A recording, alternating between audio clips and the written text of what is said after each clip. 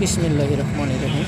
প্রিয় বন্ধুরা, আমি মোশাররফ হোসেন খোকা সানি ইউটিউব চ্যানেলের পক্ষ থেকে, সানি অফিসিয়াল ইউটিউব চ্যানেলের পক্ষ থেকে আপনাদেরকে আন্তরিক শুভেচ্ছা ও ভালোবাসা জানাচ্ছি। প্রিয় বন্ধুরা, আমি যখন মক্কা থেকে উমরা হজ পালন শেষে রিয়াদের উদ্দেশ্যে রওনা করলাম, তখন বাসে বসে এই ভিডিওটা ধারণ করলাম। দেখুন, সৃষ্টিকর্তার সৃষ্টি কত নিখুঁত এবং কত সুন্দর।